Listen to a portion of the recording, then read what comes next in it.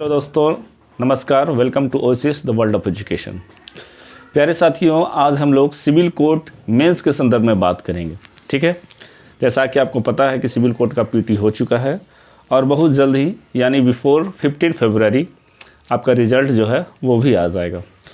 तो मैं और हमारी टीम के द्वारा हम लोग सिविल कोड मेंस के संदर्भ में कुछ प्रयास कर रहे हैं, जिसका भी विवरण मैं इस वीडियो के माध्यम से आपके ज़रिए तक मैं पहुँचाना चाह रहा हूँ। ठीक है, 27 जनवरी से, हालांकि होने वाला तो 25 जनवरी को था, लेकिन अगले दिन 26 जनवरी है तो क्लासेस कंटिन्यू हो नहीं पाएगी, इसलिए हम लोगों ने डेट 27 जनवरी को चुना है। 27 जनवरी से सुबह 10 बजे आपका जो सिविल कोड मेंस का टेस्ट सीरीज है वो मैं लॉन्च कर रहा हूँ। ठीक है, सप्ताह में 3 दिन आपका टेस्ट सीरीज चलेगा और सप्ताह में 3 दिन आपको डिस्क्रिप्टिव कैसे लिखा जाए उस चीज़ की चर्चा करेंगे। ठीक है, अगर आप सपोज दैट सप्ताह में 3 सेट से गुजरते हैं तो वहाँ पे आपको पूरा का पूरा अभ्यास होता रहेगा और टेस्ट देने के दरमियान में जो भी ऑब्जेक्टिव क्वेश्चन होगा उसका डिस्कशन मैं उसी दिन कर दूंगा। आपको पता होगा, अगर आप सीरियस एस्पिरेंट हैं तो आपको पता होगा कि सिविल कोड में पीटी की तरह नहीं है, यहाँ पे आपको डिस्क्रिप्टिव भी लिखना पड़ेगा। आपको मैथ और रीजनिंग 10 नंबर ये आप बहुत अच्छे तरीके से जानते हैं, तो इसके लिए कोई ज़रूरी नहीं है कि आप स्टार्टिंग से ही पढ़ें। हमें पढ़ना क्या है जिससे मेरा मेंस का मतलब कॉन्सेप्ट ज़्यादा डेवलप्ड हो और ज़्यादा से ज़्यादा मार्क्स को ऑब्टेन करें, उस पर हम लोग बात करेंगे। कई ऐसे भी संस्थान हैं जो उन्होंने अच्छा काम कर रहा है, जो स्टार्टिंग से मैथ भी पढ़ाना चालू कर दिया है, रीजनिंग भी पढ़ाना चालू कर दिया है, लेकिन हम कुछ डिफरेंट लेके आ रहे हैं। डिफरेंट क्या है कि जो चीज़ें आप पहले से जानते हैं वो आपको यहाँ पर प्रयास करने का ज़रूरत नहीं है, बस उसके आपको सेट लगाना है। जैसे आप पहले से मैथ जानते हैं, पहले से आप रीजनिंग जानते हैं, तो ये सब मोटा मोटी तौर पर आप जानते हैं। ठीक है, तो यही नहीं कि मैं स्टार्टिंग से इसको स्टार्ट करवाऊंगा, ये चीज़ आप पहले से जानते हैं। हाँ, उस चीज़ पे मैं फोकस ज़रूर करूंगा जो पहले से आप नहीं जानते हैं, या फिर वो ऐसे चीज़ जिसको अभी से आप प्रयास करने से ज़्यादा नंबर ला सकते हैं।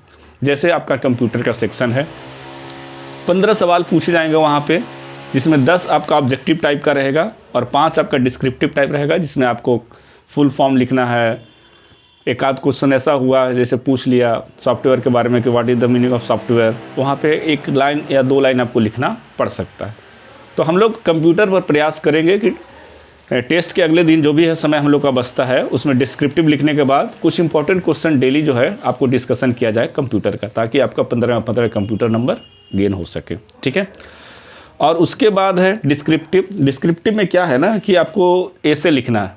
ठीक है, ऐसे के बाद आपको लेटर चाहे एप्लीकेशन राइटिंग है ना, उसके बाद आपका प्रिसाइज है। 3 चीज़ आपका ज़्यादा इंपॉर्टेंट है, और इडियम्स हो गया। ठीक है, मेनली इडियम्स ही आपको सिलेबस में ऐड किया गया।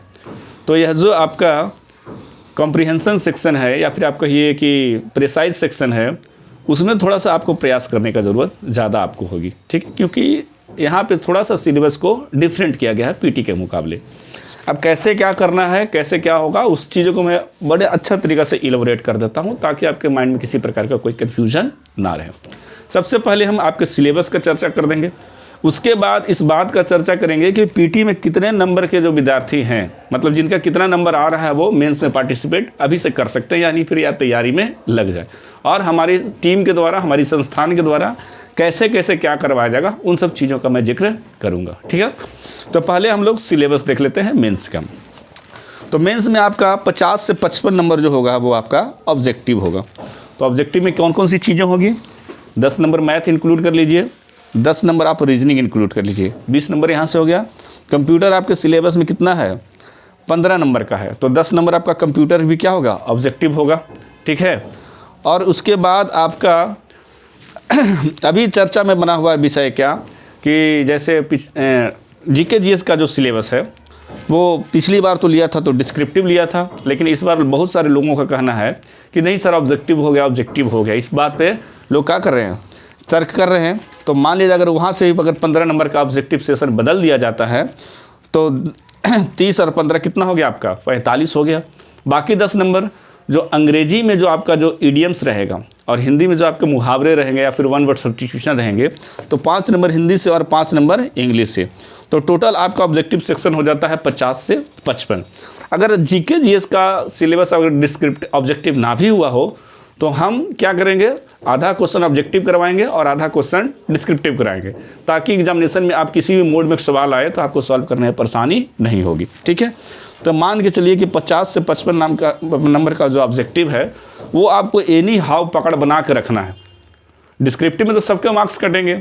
अब कहाँ पे आप लेटर में गलती किए हैं, कहाँ पे एप्लीकेशन का फॉर्मेट में गलती किए हैं, कहाँ पे आपको लाइन छोड़ना था, कहाँ से आपको सैल्यूटेशन देना था, तो इन सब सारी चीज़ों पे तो थोड़ा वहाँ पर गौर करना पड़ेगा। अगर आप कभी नहीं लिखे हैं तो जाहिर सी बात है कि आपको थोड़ा सा लिखने का फॉर्मेट भी मालूम होना चाहिए। तो ये सब तमाम सारी बातें हैं।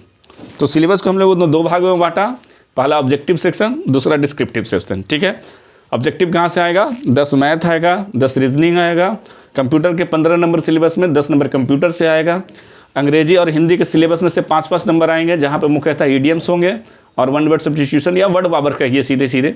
तो 30, 10, 40 हो गया, ऐसे 40 तो फिक्स है। और रही बात कि इस बार से ऑब्जेक्टिव अगर जीके जीएस अगर ऑब्जेक्टिव कर दिया हो तो 15 नंबर वहाँ पे भी ऐड कर लिए, तो टोटल आपका 40 और 15 55 हो जाता है। ठीक है, अगर ना भी हुआ होगा अगर ऑब्जेक्टिव तो वही मैं क्या करूँगा, जीके जीएस का क्वेश्चन आधा ऑब्जेक्टिव और आधा डिस्क्रिप्टिव के मोड में कराऊंगा, ताकि विद्यार्थी फुल्ली माइंड प्रिपेयर्ड रहे कि अगर किसी भी मोड में एग्जामिनेशन में आए तो हमें करके आना है। अब सिलेक्शन लेने के लिए क्या है, आप ज़्यादा से ज़्यादा ऑब्जेक्टिव को बनाइए, मतलब गलती ना हो एग्जामिनेशन में। ठीक है, अब आगे बात है डिस्क्रिप्टिव का। तो डिस्क्रिप्टिव आपका हो जाएगा 55 नंबर का जब आपका हो गया ऑब्जेक्टिव, तो 35 नंबर का आपका डिस्क्रिप्टिव हो जाता है। ठीक है, टोटल आपका एग्जामिनेशन होगा 90 नंबर का। ठीक है, 10 नंबर का आपका इंटरव्यू है। तो जो डिस्क्रिप्टिव का जो सेक्शन है वो कैसे हम लोग करेंगे, देखिए, लेटर राइटिंग और एप्लीकेशन हिंदी में भी आपको लिखना है, इंग्लिश में भी लिखना है, 5 नंबर का रहेगा। ऐसे आपका अंग्रेजी में भी लिखना है और हिंदी में भी लिखना है। ठीक है, तो 5 नंबर का अंग्रेजी में, 5 नंबर का हिंदी में, 10 नंबर। और प्रेसाइज या फिर कॉम्प्रिहेंशन ऑब्लिक में ले लीजिए, तो वहाँ भी 5 नंबर अंग्रेजी में या 5 नंबर हिंदी में। तो 3 चीज़ें हैं मेनली कि ऐसे आपको लिखने आना चाहिए। ऐसे का एक सफिशिएंट लेंथ होता है, कम से कम आपको 150 से 200 शब्दों में लिखना पड़ेगा। इसके बाद आपका हो गया लेटर और एप्लीकेशन। ठीक है, तो 5 नंबर यहाँ ऐसे से 5 नंबर आपका किस में आ गया, लेटर एप्लीकेशन में, और 5 नंबर आपका आ गया प्रेसाइज में। ठीक है, तो ये मान लिया कि अंग्रेजी का सिलेबस हुआ कि 5 नंबर ऐसे, 5 नंबर लेटर, 5 नंबर प्रेसाइज, और सेम चीज़ आपको हिंदी में है। तो 5 3 15, 15 दूनी आपका कितना हो गया, 30। पहले हम लोग ऑब्जेक्टिव में डिक्लेयर कर चुके थे 55, और यहाँ से 30 आ गया आपका डिस्क्रिप्टिव से, तो हो गया 85। अभी भी मेरा 5 नंबर का जो सिलेबस है वो बच रहा है। तो स्टार्टिंग में ही मैंने बोला था कि जो कंप्यूटर 15 नंबर का है वो आपका 10 नंबर ऑब्जेक्टिव में जाएगा, मल्टीपल ऑप्शन, और 5 नंबर का जो आपको है वो आपको लिखना पड़ेगा। फुल फॉर्म लिखिए या फिर जो भी किसी चीज़ का डेफिनेशन पूछ दे वो लिखिए। तो 5 नंबर आपका कहाँ से आएगा, यहाँ से आएगा, कंप्यूटर से। तो टोटल आपका ओवरऑल सिलेबस 90 नंबर का हो जाता है, और उसकी व्याख्या मैंने अच्छे तरीके से आपको कर दिया कि किस सेक्शन से कितने नंबर आएंगे और किस मोड में आएंगे। ठीक है, अब उसके बाद बात है कि कितने नंबर लाने वाले विद्यार्थियों को मेंस की तैयारी में लग जाना चाहिए। ठीक है, एग्जामिनेशन आप दिए होंगे, फर्स्ट शिफ्ट और सेकंड शिफ्ट का क्वेश्चन देखने के बाद एवरेज जो विद्यार्थी होगा सीजीएल का प्रिपरेशन वगैरह करता होगा, जिनकी अंग्रेजी अच्छी होगी। जनरली क्या होता है ना कि बिहार में कि बहुत सारे विद्यार्थियों का मैथ, रीजनिंग, साइंस वगैरह काफ़ी अच्छा है, लेकिन वहाँ पे मार खा जाते हैं जहाँ पे उनको थोड़ा सा जो चीज़ें रेगुलर नहीं पढ़ पाते हैं, जैसे इंग्लिश। तो इंग्लिश में बहुत सारे बिहारी विद्यार्थियों का क्या है, थोड़ा सा वहाँ पे दिक्कत हुई होगी। और क्या है कि जिनकी अंग्रेजी भी अच्छी होगी तो उनको कंप्यूटर में दिक्कत होगी। तो बहुत कम ऐसे विद्यार्थी हैं जिनका सारा सेक्शन स्ट्रांग हो, कहने का मतलब कि 80-85 लाने वाले शायद बिड़ला ही होंगे। तो मान लीजिए कोई अच्छा खासा एस्पिरेंट भी है जो सीजीएल का प्रिपरेशन करता होगा, तो उसका एवरेज स्कोर 70 के आसपास है, और आपको करीब 33 से 35 हज़ार आपको रिजल्ट आएगा। मान के चलिए कि आपका 3300 शीट है, तो 10 गुना भी मान के चलिएगा, तो करीब 33,000 से 35,000 के आसपास में रिजल्ट आना चाहिए। तो उस स्थिति में मान के चलिए कि 5-7 हज़ार का जो है 70 के आसपास होगा। लेकिन फिर भी हमने एक डिक्लेयर किया है कि कितने ऐसे लोग हैं जिनको नंबर लाने वाले, जिनको प्रिपरेशन में लग जाना चाहिए। तो जनरल से जो भी 65 प्लस हैं, ठीक है, कटअप आपका यही जाएगा 68-67 आसपास में। तो अगर 65 प्लस हैं तो आपको तैयारी करनी चाहिए जनरल में। ठीक है, और अगर ओबीसी में हैं आप 62 के आसपास हैं, 62, ठीक है, तो उसमें भी आपको तैयारी में लग जाना चाहिए।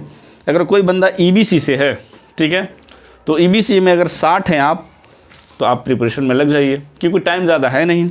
और EWS, ठीक है, तो EWS में आप वही आपका 63 के आसपास हैं। जनरली आपका जो कट ऑफ है, मान के चलिए EWS EBC और OBC के बीच में ही रहता है, तो 62 है, तो यहाँ पे या 61 से 63 मान सकते हैं EWS वाले, ठीक है। और कोई कैंडिडेट SC से है, तो अगर उसका 58 के आसपास है, यानी मोर देन 58, तो वही आप प्रिपरेशन में लग सकते हैं। और ST का कैंडिडेट 59, SC का कम क्यों और ST का ज़्यादा क्यों? क्योंकि आप जितना भी एग्जामिनेशन में देखिएगा तो ST का जनसंख्या कम है, ठीक है, और कम थी उनके अनुसार रिजर्वेशन में थोड़ा सा, अब देखिए कि हमेशा SC से उनका ज़्यादा ही कटअप रहा है। तो एक बार फिर से आपको मैं बता देता हूँ कि कितने कितने नंबर वाले प्रिपरेशन में लग जाएं। जनरल कैंडिडेट जो 65 प्लस हैं, अब 65 में आपका प्लस में कितना भी हो, ये आपके लिए बढ़िया है। OBC 62 के आसपास, 62 के आसपास, EBC 60 है ना, और EWS वहीं 61 से 63 के बीच में, SC आपका 58 और ST आपका 59, ठीक है। ये तो मैंने आपको कटअप बता दिया, ताकि जितने नंबर, इतने नंबर के अगर अंदर में विद्यार्थी हैं या इससे ज़्यादा हैं तो अपने प्रिपरेशन में लग जाएं। अब सिविल कोड मेंस के रिगार्डिंग हम लोग क्या कर रहे हैं, वो अब चीज़ों को मैं आपको लास्ट में सबसे बताता हूँ, ठीक है। और कोई विद्यार्थी अगर इससे कम नंबर लेके आ रहा है तो प्लीज़ इस तैयारी में जुड़िएगा मत, ठीक है, क्योंकि अगर ना भी होगा तो बाद में मुझे ब्लेम करिएगा कि सर आपने तो बोला था कितना में हो जाएगा, आपके चलते हम एडमिशन ले लिए, चाहे किए चाहे वो किए। ये आपकी खुद की थोड़ा थिंकिंग कैपेबिलिटी पर भी डिपेंड करता है कि हाँ इतना होना चाहिए कि नहीं होना चाहिए। एक मोटा मोटी तौर पे बहुत है इंस्टीट्यूशन जो बहुत कम बता के भी बच्चों को एडमिशन ले रहे हैं, है ना, तो वो थोड़ा सा बिजनेस प्लेटफॉर्म को डेवलप करना नहीं है, काम है कि एक ऐसा प्लेटफॉर्म करना जहाँ से ज़्यादा लोग जुड़े और ज़्यादा से ज़्यादा रिजल्टेंट दे सके, ताकि उन लोगों को माहौल मिल सके कि हाँ भाई डिस्क्रिप्टिव कैसे लिखा जाता है, रेगुलर टेस्ट हम कैसे देंगे। तो अब हम उस बात पर चर्चा करते हैं कि हमें काम कैसे करना है। 25 तारीख से चालू होने वाला था, लेकिन अगले दिन 26 जनवरी है, with due respect of nation, है ना। ऐसा करते हैं कि बीच में गैप होने से ज़्यादा बेहतर है कि हम लोग 27 जनवरी को स्टार्ट कर रहे हैं, ठीक है। तो 27 जनवरी को जो है स्टार्ट है, तो मंडे पड़ेगा, तो MWF में आपको सेट प्रैक्टिस दिया जाएगा 90 क्वेश्चन का, ठीक है। और 90 क्वेश्चन का सेट प्रैक्टिस जो होगा आपका, वो आपको टाइम तो ऐसे 2 आवर मिलना चाहिए, लेकिन 1.5 आवर में ही मैं क्या करना चाहूँगा, उसको आप लोगों को समय दूंगा और उसको आपको उसी के अंदर में कंप्लीट करना है, ठीक है। और उसके बाद 2 अलग अलग आपके होंगे उत्तर पत्रिका, एक OMR अलग होगा, डिस्क्रिप्टिव का अलग होगा। तो OMR वाला जो 50 नंबर का ऑब्जेक्टिव है उसको मैं क्लास में ही सॉल्यूशन करवा दूंगा, आंसर की बता दूंगा। तो आप देखिएगा कि 50-55 में मुझे ऑब्जेक्टिव में कितना नंबर स्कोर हो रहा है। रहा बात डिस्क्रिप्टिव का, तो डिस्क्रिप्टिव का क्लास में चेक करना पॉसिबल नहीं है। डिस्क्रिप्टिव का आपका जो पत्रिका होगा, उत्तर पत्रिका, मैं उसको कलेक्ट करवा के घर लाऊंगा। घर लाने के बाद एक एक विद्यार्थियों का चेक करूंगा, कहाँ आपकी कमी है, कहाँ आपकी सुधारने की ज़रूरत है, उन चीज़ों को आपको उत्तर पत्रिका में मैं मेंशन करूंगा, और वो अगले दिन आपको जब क्लास आइएगा तो वो मिल जाएगा। यानी कहने का मतलब कि आप एक दिन आए, आपको क्वेश्चन पेपर मिला, ठीक है, आपने टेस्ट दिया, ऑब्जेक्टिव क्वेश्चन का आपको वहीं पे सॉल्यूशन करवा दिया गया। और डिस्क्रिप्टिव का पॉसिबल नहीं है कि एक एक विद्यार्थियों का मैं क्या करूं, बारी बारी से बताऊं कि आपका यहाँ गलती है, आपका यहाँ गलती है, यहाँ पे सुधार करने की ज़रूरत है, तो वो क्लासरूम में नहीं हो पाएगा। तो मैं आपके उत्तर पत्रिका को कलेक्ट करके घर पे लाऊंगा, और कहाँ पे चीज़ें कि आपकी कमी है उसको मैं मेंशन करूँगा, और कहाँ पर सुधार करने की ज़रूरत है। अब अगले दिन क्या होगा, जब अगले दिन आप आइएगा तो सबसे पहले हम चर्चा करेंगे कि डिस्क्रिप्टिव में आपको ऐसे कैसे लिखना है, लेटर एप्लीकेशन का क्या फॉर्मेट होगा, प्रिसाइज क्या है, इन सब सारी चीज़ों पर मैं चर्चा करूँगा। और मैं हिंदी में बोलूँगा और आपको अंग्रेजी में कन्वर्ट करना है। मैं वैसे वैसे पैटर्न को, वैसे वैसे कंजक्शन को, सेंटेंस कनेक्टर को यूज करूँगा, ताकि आपको 4 लाइन हिंदी से अंग्रेजी लिखने आए। ऐसा नहीं है कि आपके माइंड में बातें नहीं है, आपके माइंड में पहले से ही बातें है। अगर आपको मैं बोल दूँ कि होली पर निबंध लिखना है, अब बचपन से आप लिखते आ रहे हैं, तो गर्दा छुड़ा दीजिएगा हिंदी में। अंग्रेजी में वो चीज़ को आप कैसे लिख पाइएगा? उसके लिए आपको चाहिए कि हम स्टार्ट कहाँ से करें, कनेक्टर मेरा क्या है सेंटेंस का, कंजक्शन क्या है, कौन सा सब्जेक्ट पहले आएगा, सब्जेक्ट के साथ वर्ब आएगा, क्या मेरा एक्यूरेसी होगा, कहाँ पे फुल स्टॉप देना है, कहाँ पे मुझे पैराग्राफ चेंज करना है। ये सिर्फ लेटर के लिए नहीं, एप्लीकेशन के लिए भी है, एसे के लिए भी है, प्रिसाइज को हम कैसे लिखेंगे। तो इन सब सारी चीज़ों का क्लास टेस्ट के अगले दिन हम लोग करेंगे, ठीक है। जो मोस्ट स्कोरिंग सब्जेक्ट है मेरा 15 नंबर का कंप्यूटर, कोई बड़ी बात नहीं है। एग्जामिनेशन से पहले आप कंप्यूटर के बुक को 2 बार ख़त्म कर सकते हैं। तो कंप्यूटर के मैं क्या करूँगा, कुछ टास्क दूंगा, ठीक है। जैसे इंट्रोडक्शन ऑफ कंप्यूटर मैंने बोल दिया टेस्ट के दिन कि आपको अगले दिन करके आना है, तो आपको पढ़ के आना है। पूछा जाएगा आपसे सवाल में खड़ा करके कि हाँ भाई बताओ प्रथम पीढ़ी में कौन सा कंप्यूटर का अथी था, कब से कब टेन्योर था, है ना, कौन आविष्कार किया था, तमाम सारी चीज़ों का जिक्र करूँगा। मुझे पूरा भरोसा है कि अगर आप कर लोगे तो कंप्यूटर में 15 में 15 स्कोर कर सकते हैं। डिस्क्रिप्टिव लिखने का जो फॉर्मेट है, मैं सेंटेंस को कनेक्ट करवाऊँगा, हिंदी में बोलूँगा, आप अंग्रेजी में खुद कन्वर्ट करेंगे, देखेंगे आपका धीरे धीरे इंप्रूवमेंट हो रहा है, ठीक है। और फिर रहा एक जीके जीएस का सिलेबस, जो मोस्ट इंपॉर्टेंट मेरा 15 नंबर का हो जाता है। तो आप नोटिस किए होंगे कि बिहार में आप जब भी एग्जामिनेशन कुछ का भी दीजिए, आप दीजिए अब तो बीपीएससी का स्टैंडर्ड अपना रखा ही नहीं, अब देखें ही क्या हुआ उसके साथ, उसको छोड़ दीजिए। अब बिहार दौरे का एग्ज़ाम दीजिए, पीएस सचिवालय सहायक का एग्ज़ाम दीजिए, तो देखिएगा कि मोस्ट ऑफ द क्वेश्चन जो होते हैं वो रिपीटेड होते हैं। तो उसके लिए आपको करना क्या है कि आप कोई ना एक बुक उठा लीजिए जिसमें पहले से आपका क्या हो, मतलब बिहार में आए एग्जामिनेशन का कलेक्शन हो, और उसी को आपको बार बार पढ़ना है। देखिए अगर ज़्यादा आप स्कोर करना चाहते हैं तो बिहार में हुए एग्जामिनेशन अभी तक जितना हुआ है, जिसमें आपको मोस्ट इंपॉर्टेंट है, अभी तक आप एग्जामिनेशन देते आ रहे हैं, तो आपको एक क्वेश्चन का स्टैंडर्ड का पैमाना पता चलता होगा कि हाँ मैं ये क्वेश्चन रिपीट कर सकता है। और जनरली मैं और मेरी जो टीम है, बहुत भैया भी हैं मेरे सीनियर जो वो आपको गाइडलाइन कर सकते हैं, तो मैं उन सब सारी चीज़ों का जिक्र मैं उस दिन करूँगा। तो आपका डिस्क्रिप्टिव हो जाएगा, 15 नंबर का कंप्यूटर हो जाएगा, और 15 नंबर का जीके जीएस हो जाएगा, ठीक है। अब बचा मैथ और रीजनिंग। तो मैथ और रीजनिंग मैं क्वेश्चन का लेवल पीटी से थोड़ा सा टफ करना चाहूँगा। पीटी में मैथ में रीजनिंग में आप देखेंगे कि मैक्सिमम लड़का 18 तो कर ही सकता था, और जो एक्स्ट्रा ऑर्डिनरी है भाई 19-20 किया है उन्होंने। एग्जामिनेशन का प्रेशर में 1-2 गलती होना लाजमी है, किसी से भी गलती हो जाता है। लेकिन मेंस है थोड़ा सा हम लोग अपर लेवल का क्वेश्चन करेंगे, अर्थमेटिक सेक्शन नहीं करेंगे। ऐसा नहीं कि आपको बड़ा बड़ा क्वेश्चन दे दिया गया जो आप कर ना पाएँ, अर्थमेटिक सेक्शन को ही रखा जाएगा जो आपके सिलेबस में है, ठीक है। जैसे टीएसडी है ना, टाइम स्पीड एंड डिस्टेंस, आपका वर्क टाइम एंड वर्क है, प्रॉफिट एंड लॉस है, परसेंटेज है, सिंप्लीफिकेशन है ना। तो ऐसा ही से किया जाएगा, कोई वास्ट क्वेश्चन नहीं रखा जाए। 10 गो है तो 10 गो मैथ का स्टैंडर्ड में रखूँगा, ताकि आपका जब पेपर में आप देने जाएँ तो उससे आपको थोड़ा ईजी ही लगे। रीजनिंग भी है, तो रीजनिंग का 7-8 मुख्य जो कॉन्सेप्ट है आपका रैंकिंग में, डाइस में, है ना, क्यूब एंड क्यूबाइड में, आपका कैलेंडर का, ये सब टोटल का टोटल क्लॉक का कॉन्सेप्ट मैं चर्चा करा दूंगा क्वेश्चन के माध्यम से ही। ना मैथ गिरेगा, ना रीजनिंग गिरेगा, ना आपका कंप्यूटर गिरेगा। जीके जीएस आप रटते रहिए, बिहार के जितना भी प्रीवियस एग्जामिनेशन है उसका। उसके बाद आपको बाकी सब सारी चीज़ों लिखने के लिए बताया ही जाएगा। करंट अफेयर्स को अभी अपडेट कर देंगे साथ में। तो इस तरह से प्लानिंग किया जा रहा है, ठीक है। अब कहाँ पे आना है, कैसे आना है, उस बात का चर्चा मैं सबसे लास्ट में कर रहा हूँ। देखिए जो भी विद्यार्थी जुड़ना चाहते हैं, आप 27 जनवरी को अगर आप टेस्ट लगाना चाहते हैं तो उस दिन तो आपका टेस्ट जो है फ्री ऑफ द कॉस्ट है, यानी 31 जनवरी तक आपको किसी प्रकार के पैसे नहीं लिए जाएंगे। बस यू हैव टू जज कि अगर यहाँ हमें आना है कि नहीं आना। सबसे पहली बात है आप कंफर्ट जोन से बाहर निकलें। ज़रूरत सबको है, ऐसा नहीं सब मार्केट में खोज चल रहा है कि कोई ऐसा संस्थान मिले जिसमें मुझे सिर्फ वही चीज़ों का ज़रूरत हो जिससे मेरा एग्जामिनेशन निकले। ऐसा नहीं कि मैं मैथ को टीचर खड़ा करता रहा हूँ, रीजनिंग को टीचर खड़ा करता रहा हूँ, कंप्यूटर को खड़ा करता रहा हूँ, 5-5, 6-6 घंटा समय बिता रहे हैं, उससे उस प्रकार की चीज़ें नहीं कर रहा हूँ।